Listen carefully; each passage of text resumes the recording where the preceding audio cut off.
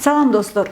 Бул жашоодо жардамга муктаж болгон күндөрүбүз да болот, же болбосо жардам берүүчүлөрдүн ролунда болгон күнүбүз да болот.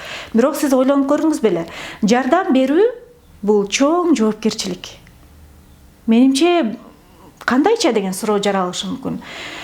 Жардам берип атканда биз көп учурда ойлойбуз, биз жакшы иш кылып атабыз. Мен кайдыгер болгон жокмун.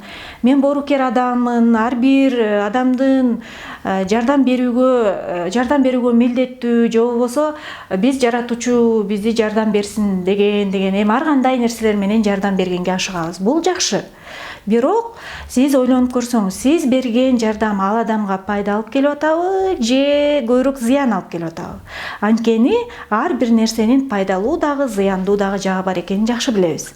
Мисалы, бир мисал келтирейин. Көпөлөк учардан мурун курчакчанын ичинде чоңоет. Анан ал учарга маалы келгенде ошол өзүнүн денеси менен кыймылдап атып, курчакчанын четин сындырат. Анан дагы сынып отуруп, канаты менен каккылап отуруп, анан акырында кенен кесир учуп кеткенге талпынат. Анан учуа турган күнү да келет. Эми ошол курчакчанын көпөлөк кичинекей канаттарынын чекеси көрүнүп калганда бир адам эксперимент кылып кайчы менен кесип көрөт.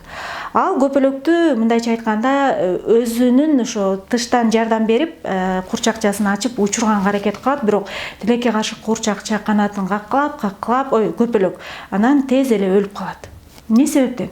Анткени ал курчакчанын ичинде 5 күн жатабы, 10 күн жатабы, каккылаган сайын канаттары бекемделип, канаттары күчкө толуп, учууга даярданган канаттар болот да.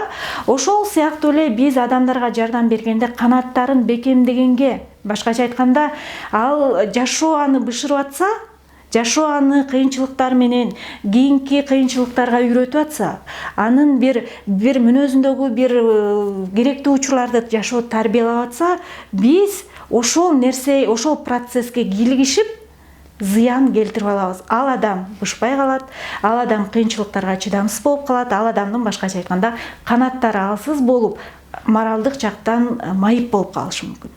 Ошондуктан келиңиздер, жардам бериңиздер, бирок жардам берерден мурун мен эмне үчүн жардам берип атам? Бул өзүмдүн бир абийиримди тынчтандырып коюш үчүнбү, же болбосо менин жардамым менен бул адамга мен көбүрөөк пайда алып келемби, же көбүрөөк зыян алып келемби? Башкача айтканда, бул адам балык уулаганды үйрөнөбү, же даяр балыкка көнүп алабы, Ошол нерсени өзүңүзгө суроо берип туруп, анан жардам берип жүрүңүз демекчимин. Сизге акылмандуулук.